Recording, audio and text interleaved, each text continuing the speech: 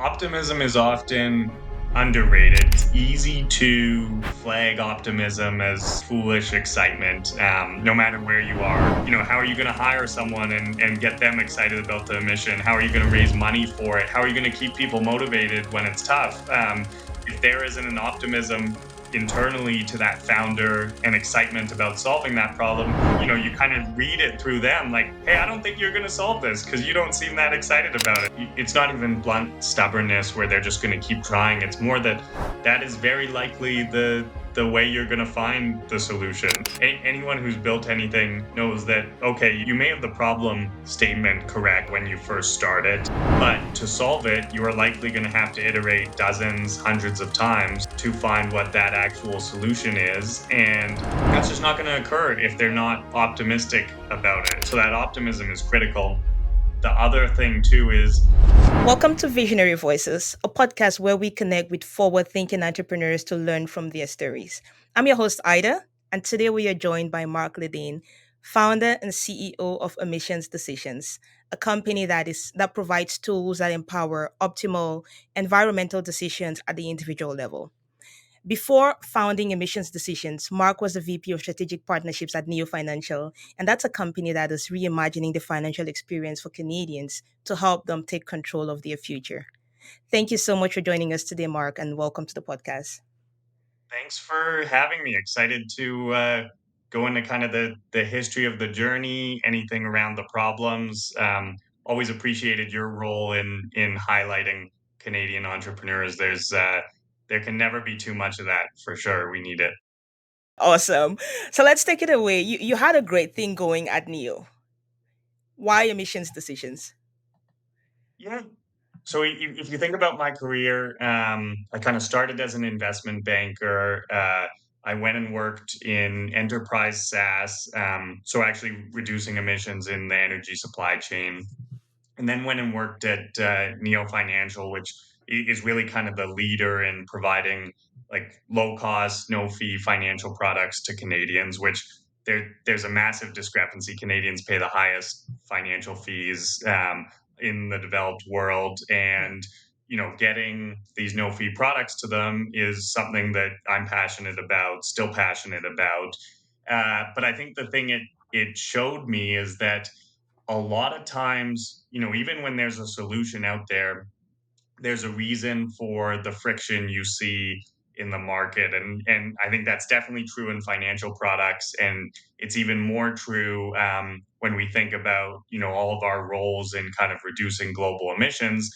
There's a friction that currently exists for the consumer in making more environmental decisions. And I actually think it's really parallel where you think about the Neo experience. You've got the best product in the market. It's going to save people kind of a couple $100s a year. Okay, starting tomorrow, why isn't everyone using that? Yeah, Right. there's an education component. There's a component in terms of removing friction, making it easier for them to, transfer their funds. And banking is one of these institutions where there's a ton of friction in the historical process that makes that rate of change slower. And if you think about the consumer looking for more environmental products, it's very similar where it's easy to say, okay, I bet people just don't care enough about the environment and that's why they aren't doing these things. When in reality, when you look at, when you talk to people, when you go through data, customer surveys, it's actually one of the things that people are more than willing to pay more for environmental products, which they don't actually have to. A lot of them are same or cheaper because there's obviously efficiency savings there.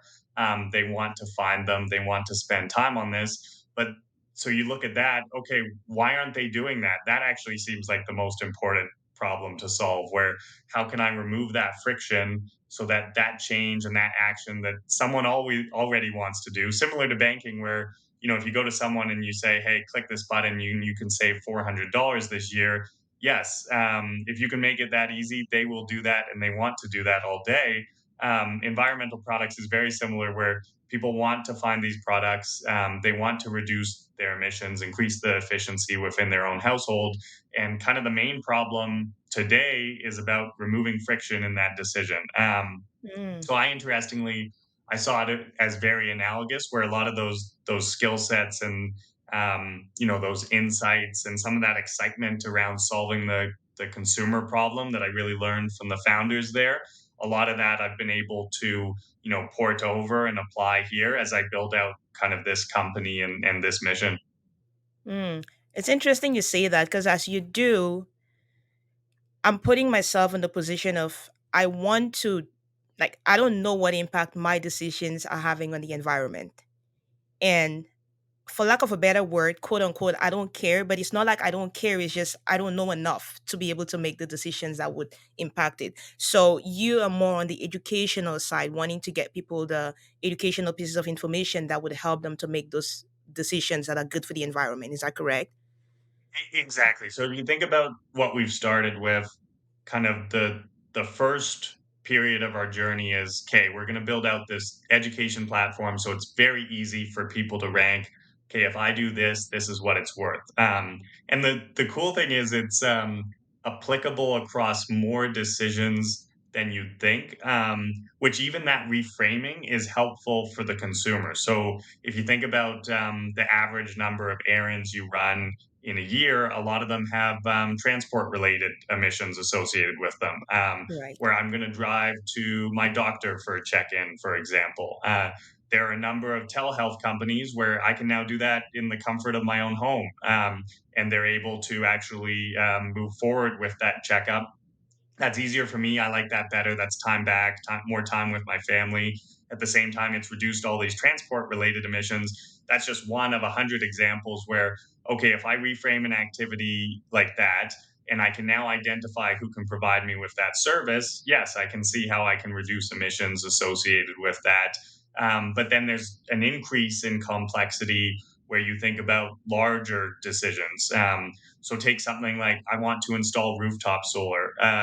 The burden on the consumer is actually pretty high in most jurisdictions in Canada right now. You've got to research all the providers. There are a number of providers where they may just be a contractor entity that actually isn't equipped to provide this service, has liens against them. So you've got all the complexity of effectively researching a contractor for their home for your home. Then you have the complexity of okay, how do I research the rebates associated with this? With when even some of the providers they just send you to the government websites, that's a lot of work for you. Hmm. And then financing it, you've got all the complexity associated with any large expense, like a car or a big renovation. You have to do all that work as well. And if you think about that, at any time in that customer journey, life's going to get in your way. A kid will get sick, you'll change a job, you're getting married, and it will stall that process. So I think it should be less about okay, why aren't people doing more rooftop solar, especially in these jurisdictions where the math makes perfect sense for them? And we should instead say, hey, why is it so tough to do this in Yeah. Canada? There's got to be a way to shorten that. So there's an education component, but kind of the next stage in our journey will be, okay, do we want to provide financial products so that people can effectively, reduce the diligence and the work that they have to do to finance these themselves?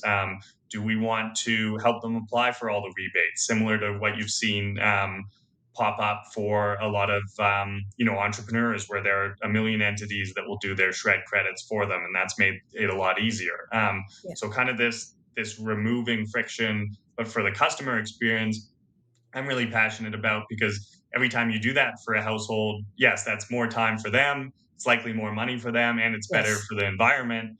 So it's just kind of a fun place to play in the market. Oh, that's very fun, and it's quite a good reframe that I've never ever thought about, but it's definitely a problem that needs to be solved, and you're perfectly doing that. I want to know, like, what about your upbringing, or what about your past experiences make you decide that this is a problem I want to solve? I want to get to know you better. I think there are a couple things when you think about it, and I'm a father myself now, so I always try to think about this with my children. But I'd Nice. say it's very easy to be uncurious about the world, but it's also very easy to instill that curiosity on someone else, and that's kind of critical when you're raising kids. If you think about every interaction, anytime you're interacting with the external world, You can just do it passively, where okay, you get on that train, or you can talk with your kid, as I was lucky to have growing up, where my parents would go through, okay, how does this train work? Where do you think it's going? And you just develop kind of an innate curiosity about the world. And I think that's something where you carry that through to your career, and you start to see, analogies in terms of how things work. You start to develop a level of interest that's kind of self-sustaining, where the most curious people I know have always had the most successful careers, because I mean, one, it's energizing. They're just able to self-energize their interactions, because they want to go to that meeting and learn about that thing. They want to ask the customer, okay, why is this a problem? Why aren't you Right. doing that? And it's always easier to do that stuff when you are genuinely interested about the problem, and there's a drive there, a motivation that's different than, okay, I'm just asking this question because my boss wanted me to ask this question, or I know Mhm. I need to ask this question. That kind of innate curiosity, if you can instill that in your kids, which I was lucky to have growing up, I think that's something where you start to see these problems, and you start to see these sources of friction, and you decide, okay, I don't know why this person isn't doing this. Let me figure out what is stopping them. Is it understanding? Is it a source of friction? Why does this not exist in this industry? And I think a lot of that curiosity, and kind of seeing those analogs across problems and industries, is a lot of what brought me to this. Because a really simple example that I kind of like, and it was easy to see through, the time at Neo, which I really enjoyed, is you've got these really complex products. Take credit cards, Yeah. and if you think about a credit card, its value to yourself is going to be heavily dependent on you as an individual, what your income is, do you have a family, where do you live, and it's also going to be heavily dependent on your personal preferences.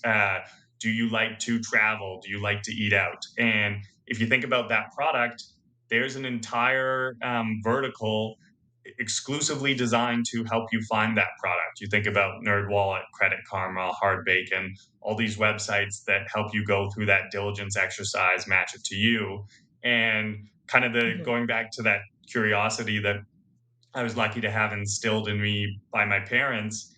It's interesting when you look at something like environmental products that share those exact same characteristics, where the benefit I receive is heavily dependent on, okay, what are my existing alternatives? Where do I live? You think about household efficiencies. What size of house do I have? How is it heated currently? That's going to decide whether a heat pump is a great decision or a terrible decision for me, and personal preferences are going to be heavily involved in that environmental purchasing decisions as well. I may care about locally made, I may care about water usage, I may care about emissions, and within that, different types of emissions. Maybe I give no value to methane for some reason. It's an interesting thing where you've got that same kind of Venn diagram of likes and dislikes, and whether the product will be valuable, but you have none of that infrastructure. And so that kind of curiosity got me focused on, okay, why doesn't that exist? Should it exist? Okay, if it should, then how can I help build that in a different industry? So I think the more questions you ask in partnership with your kids growing up, just the more you talk to them about the world in a non-passive way, active way, Yeah. it's going to make them more likely to ask those same questions, and try to interact with the world positively to solve them. So, what was it that you specifically struggled with in, let's see, because what I've in speaking to a lot of entrepreneurs, I know that when they pick something and they're very passionate about solving that thing, it's either something that they have personally struggled with, or with something that they enjoyed in their past, and they kind of want to bring that experience to the people in the future, which is kind of what I'm picking up right here. There's things that you experienced growing up with your family that you're trying to impart on them. So let's bring this practically. You talked about the case of the train, for example, and my son loves train. So yes, oh yeah, of course. And I was just thinking about it a few days ago, and I was like, we live in Montreal, but I've never actually taken them on the subway. They've never been on the subway, and we can't tell what that experience is like. And I just like, huh, maybe I should do that someday. But it's a thing I'm thinking about because they can go somewhere and not even know how to take a train, not because they've never, well, they've just never had the opportunity to go on it. Okay, so I might want to create that connection for them, and I might make a decision to start getting them to do take the train for a different reason without thinking about it's for the environment, right? But you are choosing to solve a problem in this space of like, it's deeper than me just wanting them to have an experience. It's way deeper than it. What's that? Yeah, so I'd say the main thing, and you can actually kind of see this. I probably saw this across my career trajectory, but did not have a good way to articulate it. Is really just waste and inefficiency. I personally find very upsetting, and I think a lot of that is, my parents were really good at, okay, here's how we conserve food in the household. Here's how we avoid extra waste. And I think a lot of families are like that, and part of it is instilled in them, part of it's probably internal, and I think a lot of the things I've chosen to work on were to remove a lot of waste, which I find upsetting, because especially in Canada, where you already have this massive cost of living crisis. Yeah. When you think about waste as a percentage of a budget for lower income families, they can't afford 5% waste, 10% waste, in terms of dollars or goods, and it's something that I like to solve, and that's where I've spent my time. So my time at Validere, helping build kind of a enterprise SaaS company, all of that was on, okay, how do we remove waste in terms of how commodities move? Because Mhm. every time you do that, that means that you're getting commodities to families cheaper. If you're not disposing them, you're not going off spec and having to treat them, that means they're getting to the door of households cheaper than they would have otherwise. And similarly, Neo Financial was the same way, where there is so much waste in the financial industry, where Yeah. people are paying for things they don't even use, and that should be upsetting for everyone. Yeah. Families are struggling. Why are people paying fees they don't even know about? That's an exceptional amount of waste that Yeah. I would love to eliminate. And I'd say the environmental problem is kind of the pinnacle of that, where a lot of emissions are simply associated with inefficiencies.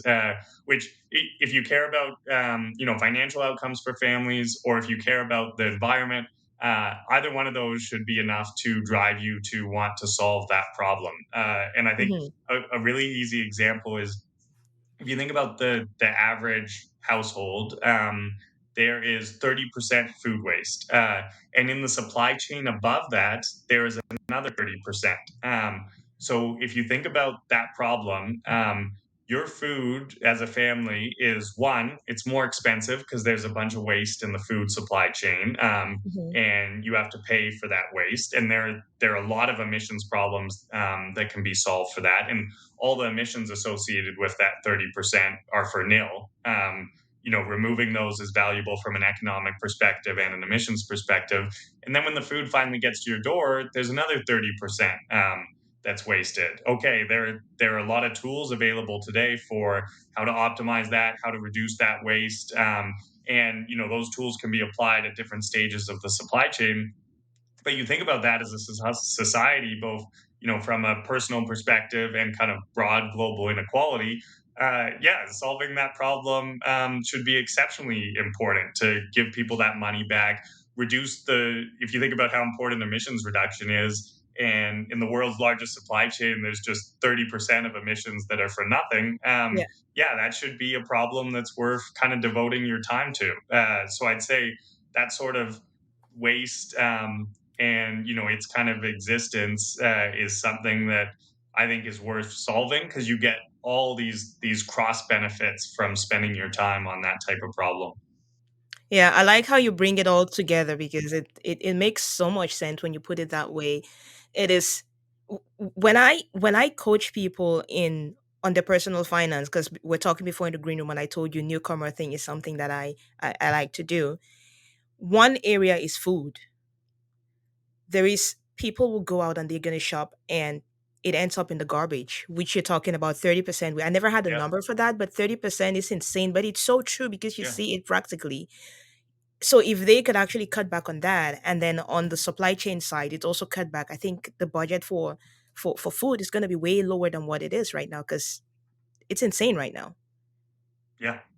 Yeah, and then that's if you think about it, it's especially at the personal level, which is kind of why I like focusing on the household side first, is you can more rapidly impact change there because it's within people's control. Yeah, So they can start doing things to reduce that waste. And the nice thing about I'd say we often don't give ourselves enough credit as individuals where simple decisions can effectively push change further up a lot of these supply chains and organizations where if people if you can show people the math, whether it's financially or on emissions, where hey, purchasing this just does not make sense. That is something where, and the nice thing, like capitalism's actually great for this, where yeah, people are going to respond very quickly if you decide that okay, this no longer makes economic or environmental sense for me to right. purchase this thing. The system will respond pretty quickly to either fix that or provide you with something else, which is great. That is how it should be, and I think that that rate of change is getting faster and faster. Technology is allowing supply chains, consumers, businesses to respond much quicker, which is why I think increasingly for a lot of these industries, financial industry is the same, environmental products are the same. Increasingly, it's about okay, education and tools. So that you then can take that action that's going to have those positive knock-on effects. Yeah. We're going to have to give people some practical takeaways that they would have to start to implement on the individual level by the time we Yeah, get to the end of this. So keep it hold on to that. We're going to get to it. But as yeah, you're talking, I'm hearing a lot of optimism in your voice, right? And I read in one of your articles, in an article from January 2023 on the National Post, and you said optimism is the biggest skill in career and in business and entrepreneurship, I guess. How has that been for you, and how has that shaped the direction you're going in? yeah. I think optimism is often underrated because I think it's easy to flag optimism as foolish excitement. No matter where you are in your career, whether you're young or old, I think it's easy for people to say, "Okay, that's foolish excitement." But I think the the benefits that compound because of it are always surprising in terms of how positive they are, and kind of the net benefit that you get throughout your career and even your personal interactions. And I think this is one thing where, okay, people always underestimate how much, whether it's on kind of the internal business side or the partnership side, people would just prefer to work with optimistic people.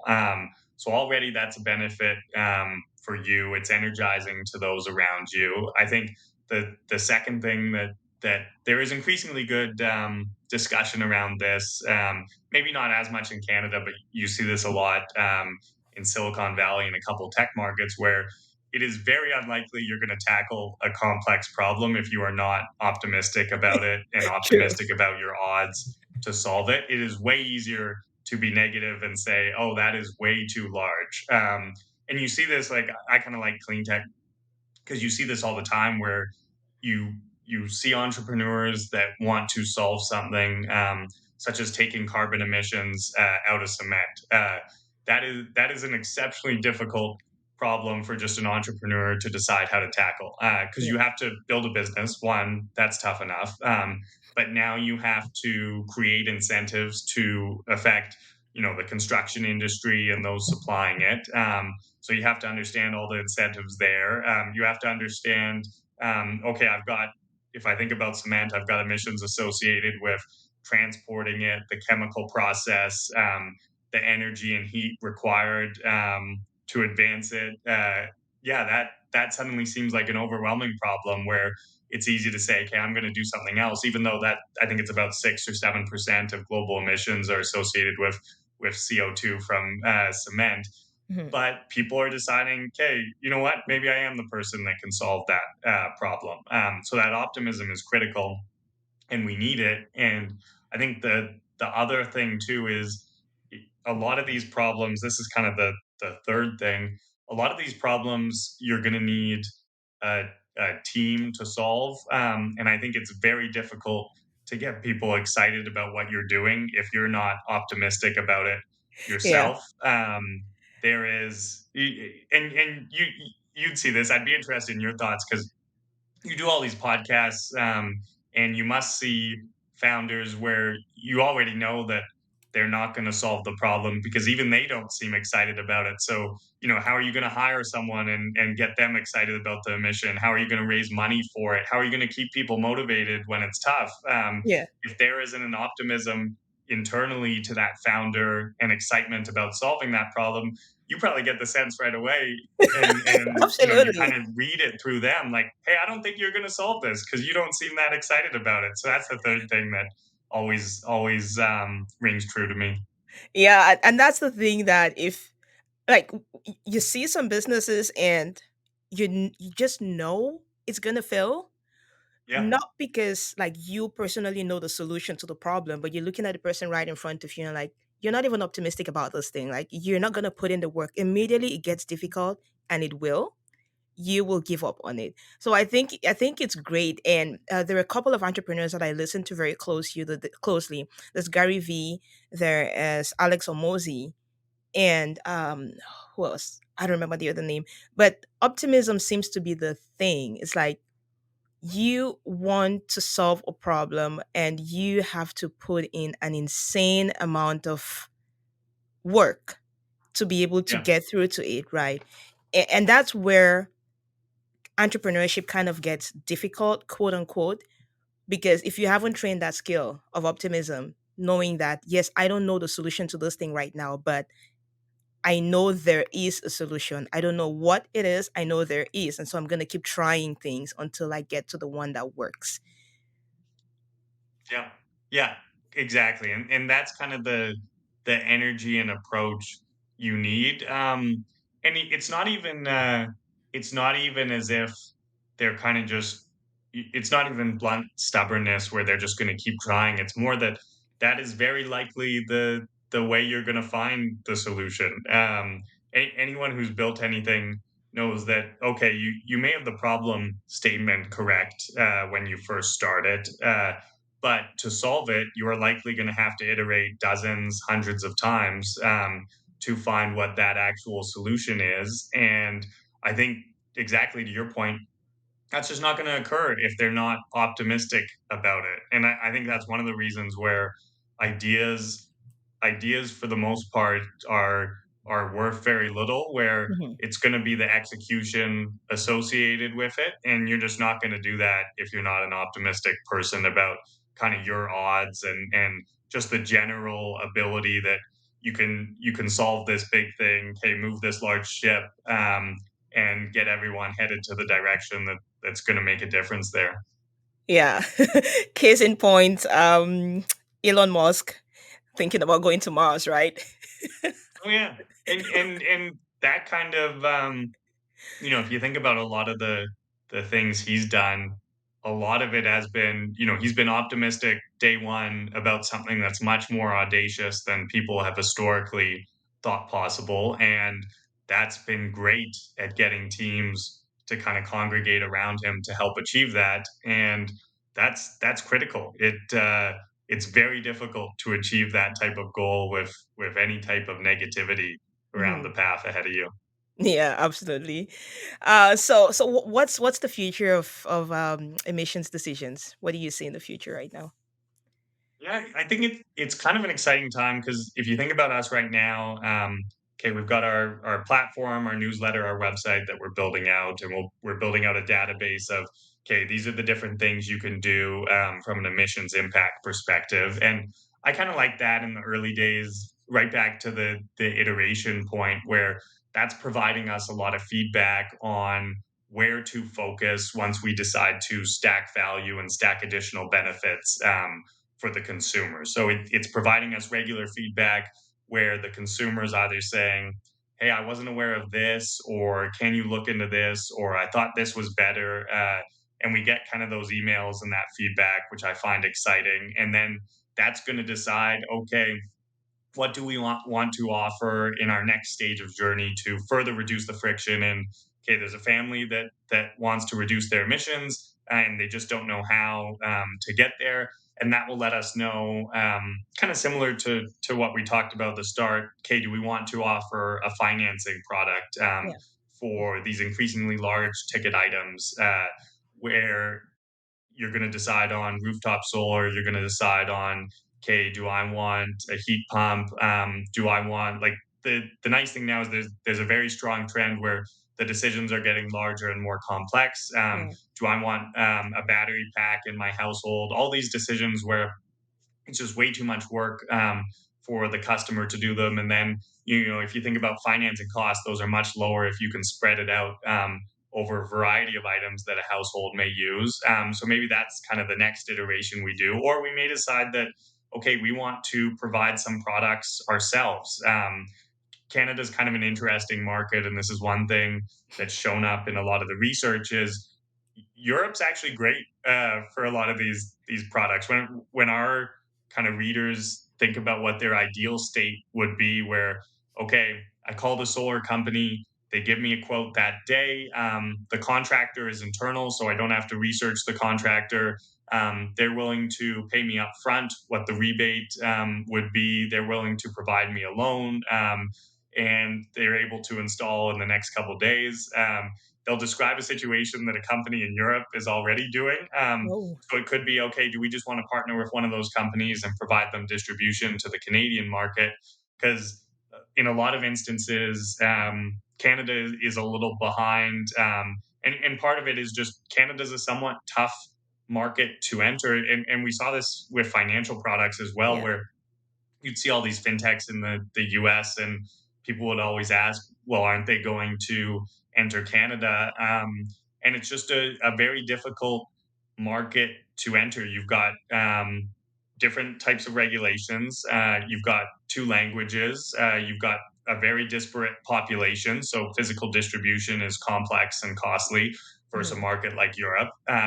And you've effectively got a population that could be equivalent to a US state. So you Right. just decide you're going to enter a US state instead. And so you get a lot of great global clean tech entrepreneurs where, entering Canada is sixth or seventh on their list. And so if we Right. can pull that forward, maybe that's the next thing we do. So kind of this period is, getting as much feedback as possible, understanding the problem more from our customers and readers. If your viewers have any thoughts as well. And then the nice thing is in the back end, we build out this platform, which we can then use for that next stage of value add for the consumer.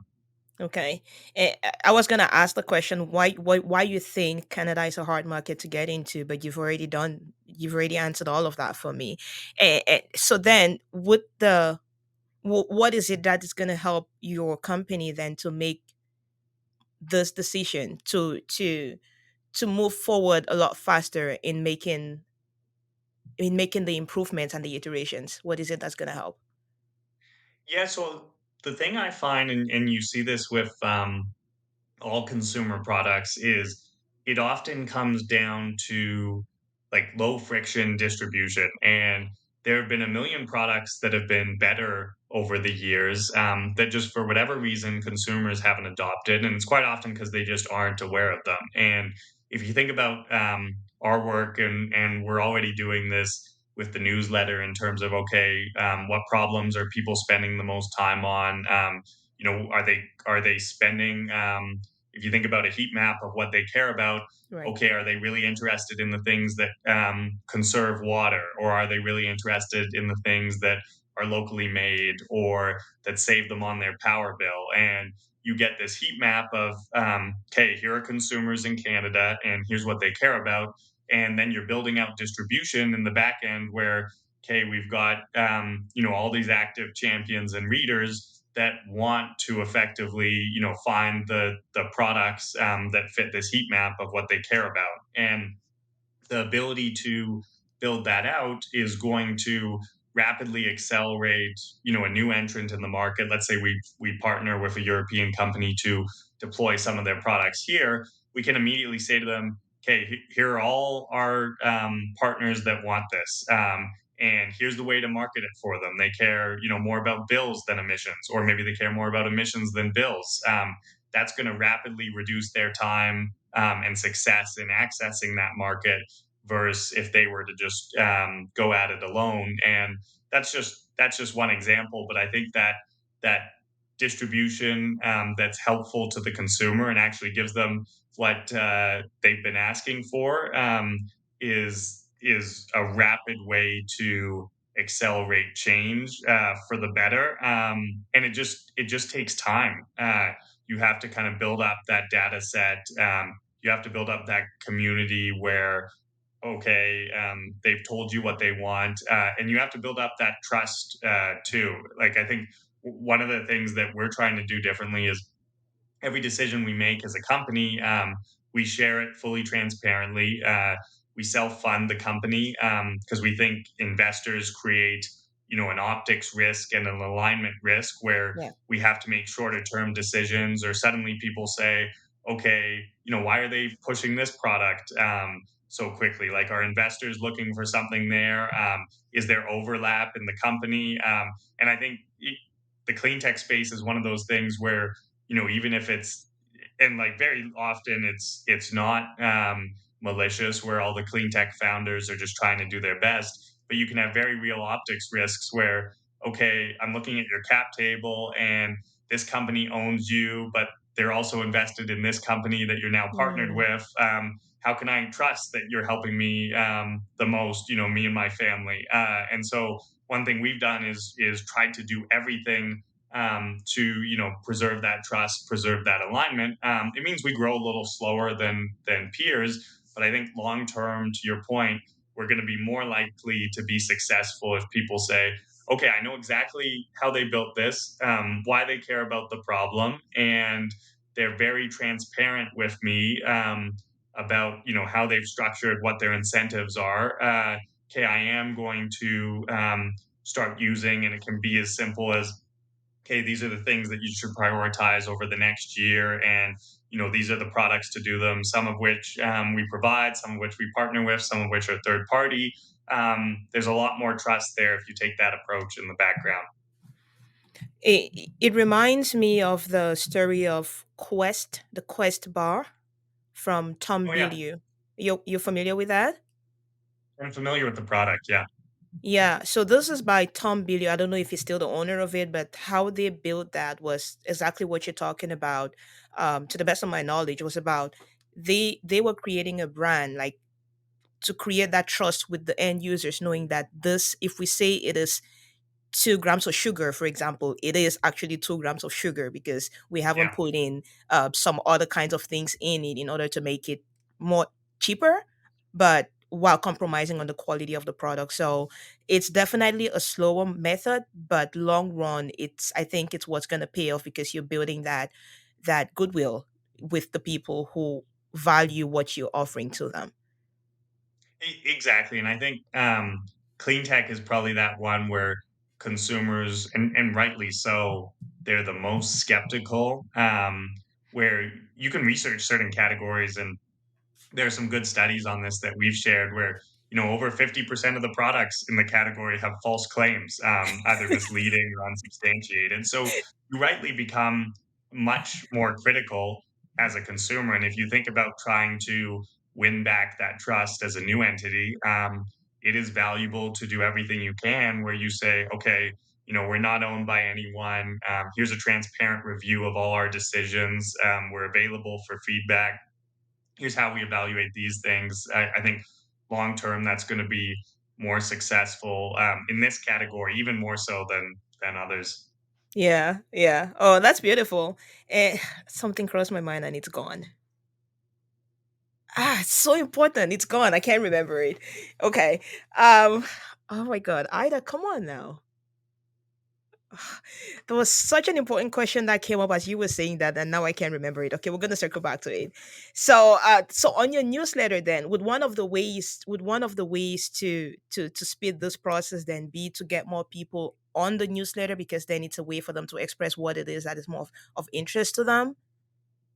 Yeah, exactly. So we quite like it as a tool for transparent feedback, both in two ways, really. Like, we want to say, hey, it's tough to do this thing, or it's easy to do this thing, and here's why we're making this decision as a company, and it allows us to update everyone that are stakeholders in that community, and vice versa. We find it really helpful where if you think about that core problem where we know there's a ton of friction. For people to make decisions that they want to make. That's super interesting to us, where we want to understand exactly what that source of friction is. Is it quantification? Is it trust? Is it finances? And then that way we can make sure that our next stage as a company is directed right at solving that. So it's a great tool. We actually like it a lot for that reason. And the more feedback, the better, because then we're just going to accelerate that core mission and get closer to solving kind of those critical sources of friction. Okay, that's awesome. So one question I want to touch real quick on your time at Neo Financial. Is that okay with you? Yeah, Okay, so I know that in listening to some of your interviews, I know that Neo was working specifically with the focusing a little bit on the new immigrant group in order to try to solve some friction and challenges that traditional banking had for them, right? Trying to create things like digital onboarding experience and all of that. Is that like what's the status of that as of the time when you were there, and is that something that you see as a solution that's going to be here anytime soon, creating that digital experience for them? yeah. So this is something I'm still super passionate about, and I think the Canadian market, where it stands today, is exceptionally upsetting when you think about the experience for newcomers. And if you think about Neo Financial, and there are a couple other firms that are really good at this, where they can provide you with a digital, no annual fee solution. And that's something where it's valuable for newcomers because one, a lot of them actually come from countries where that's the norm, so it's much easier for them to engage with that type of financial product. They're used to it, it's how they expect to interact. Two, it's going to save them a lot of money. And even if you're super financially literate, every country is different, so there's a learning curve there in terms of what fees are allowed, where the benchmark is, and the fewer you can be exposed to, the less likely you are to make wrong decisions or kind of waste money. So I think that's exceptionally useful for them there. And then the third one is there's a lot of time associated with financial products in Canada that's unnecessary, where people have to make 2, 3 appointments. And if you've got a day job to support your family, that's just not viable. And I don't understand the lack of urgency to solve that, where people are saying, okay, yeah, I know, you got to get a job right away, but I also need you to go to this bank at 3 o'clock on a Wednesday. Those two things just aren't aligned, and you're forcing families to make difficult choices and trade offs. And the like Neo's done a good job where those products you reference, they get better and better, and they're available, and there are some great kind of newcomer organizations that have signed on to distribute them. I'd say where the frustrating thing, it should be frustrating for all Canadians, is there are lots of organizations associated with newcomers that just don't want to distribute those products because they'd rather get paid by a Canadian bank. And if you think about that alignment, kind of going back to building a business for alignment, if your mission is to serve newcomers, but you'd rather take large referral fees from a Canadian bank to put those newcomers in higher fee products. That's terrible alignment. That's not what you want to see exist. As the client or as a Canadian. But it does, because those are the way some of those firms have set up their incentives. And so I think it's one of those things where, and there's been a lot of light on this recently, on how a lot of industries have kind of viewed newcomers in Canada as sort of, okay, that there's this money train that's available to me, and I'm going to take advantage of these new Canadians. And finance banking was certainly one of them. I think every day there's more light on that. People are spending more time figuring out, okay, what were those misaligned incentives for the past couple years, and what are the solutions we can actually provide them. You and many others are focusing on that. So I think the adoption of products like Neo and others is accelerating. But certainly to me, it never seems fast enough, because that's just not a fair approach we take with many new Canadians that are working hard. Yeah, yeah. I get very passionate about that. And because you'd mentioned a similar thing in one interview, I thought I was going to just pick your mind on that and see where it's at. And okay, sorry for another day. So, so then in terms of that, serving the groups of people who, okay, I'm thinking about the digital experience, right? And with emissions decisions, because there are millions and millions of newcomers who are going to come into Canada every single year. I think there's like 4 million for this year, and how many million ever next year. I'm trying to find, and I'm thinking through this as I'm asking it, a way where those emission decisions also become an easy decision for that new group of people that are coming in, without, like, they're brand new here and they would be the ones buying the most number of houses Yeah. probably in the next several years, and having to make those brand new decisions for the first time in the next several years. Is there in the pipeline something like a digital experience that's coming out with emissions decisions that would also help people to be able to make those decisions in a new environment just like that? Or is it something that hasn't been thought about and it's new? Yeah, so the way we're building it out right now is we want the platform as it stands to for everyone to be able to interact with it, whether they're a new Canadian, or whether they've been here for 5 years, 10 years, 20 years, were born here.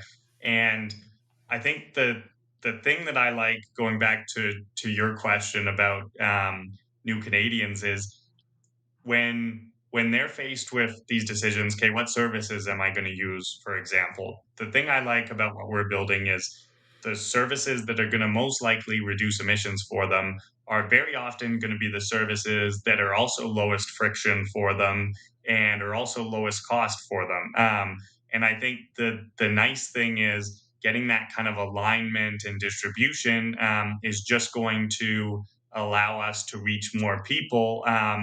Because the great thing about environmental benefits is, it can sometimes be the thing that an individual or a family is most passionate about. Right. Whether they're a new Canadian or not, there's a percentage of the population where all their decisions will be made on, okay, what's most beneficial for the environment. Especially, if you think about it, there is a fair amount of immigration where people are running from environmental crises that have occurred. And so they are very mindful of that, probably way more so than we are in Canada. Yeah. And they want to kind of make decisions based on that. And if you think about someone approaching it from that lens, they're more likely to find us, trust us, use our insights. And the great example there that I think is aligned is all these digital service providers, which tech companies in Canada have done a great job of, are likely going to be able to, help those new Canadians better than the status quo, whether it's digital banks, telehealth, digital education services that'll effectively let new Canadians, access those services while not missing work, while doing it without transport emissions associated. I do think, to your point, there's a high overlap there that's likely going to drive adoption, which is great. It benefits everyone. All right, perfect. And I want to be respectful of your time. We're going to wrap up. So, can you just leave our audience with 5 practical tips that every single individual can start to implement today to better their emissions decisions for the environment? Yeah, of course. So the first one is, and this is one where it ends up being surprisingly easy, because it's just how you set up your life. But if you think about any ability to reduce transport emissions over large timescales, that's going to be huge. So, okay, if you're looking for a place to live and you're looking for a career, yeah, remote is great. Living close to the office is great. That's just kind of an easy win. That's also going to be aligned with, okay, how can I have an easier life personally? Food waste is kind of the second one where it's massive.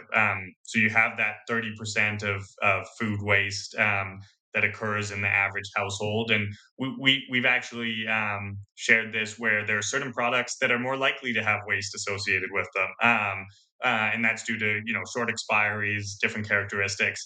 But that's the type of thing where if you're conscious of that, you look at those product categories associated with your grocery list, and you say, okay, 60% of my waste comes from this certain type of product.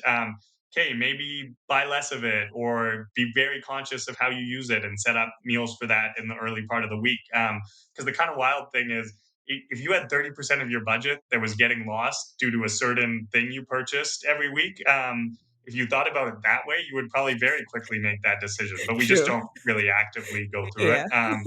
So food waste is another one. Decisions within food are a key one too, where if you think about the big things people can do, yeah, meat is it's poor energy conversion in terms of, okay, we take all this energy to make meat, and then it gives us very little energy on the other end. Yeah, there's a massive emissions footprint associated with that that's going to be quite large. Now we never want to prescribe any type of lifestyles to people. We just want to give them data, and then they can decide what fits. Because Yeah. there may already be people thinking about doing that or not, and now they can quantify that. Another one is like household efficiencies. So there are very simple things you can do where there's a lot of money every year lost to leaks in ducts. Yeah. There are companies now that'll seal up all those for you, and we like the alignment there where you think about that's something where you're losing money on it Yeah. because you're paying your utilities, and there's an emissions factor there associated with it. So again, that's something where if you can solve it, there's good alignment, and you're probably just not likely aware of, okay, what's that costing me every year? What companies can provide that solution? And then the fifth one that we always like is water usage.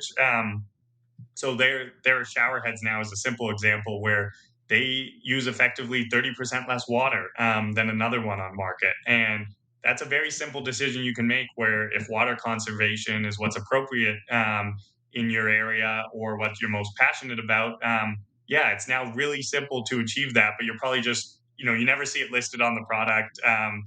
Gallons per second, whatever the units are, is probably very confusing. Our ability to just rank those for you provides a lot of value. So those are kind of a couple things, and then we certainly highlight them regularly in our newsletter, and then we're also setting up partnerships so people can get these products at a discount. So certainly follow along if it's of interest. All right, awesome. Thank you so much. I'm going to include all the links on how to reach out to Mark in the description below. Emissions Decisions is going to be your website. And then on your LinkedIn, I think you said that's the best place to reach you, right? So Yeah, that's thank you perfect. so much. Thank you so much for your time today. And see you next time. For more insightful conversations with entrepreneurs, check out this video right here. I think you'll love it. Continue to enjoy, and I'll see you there.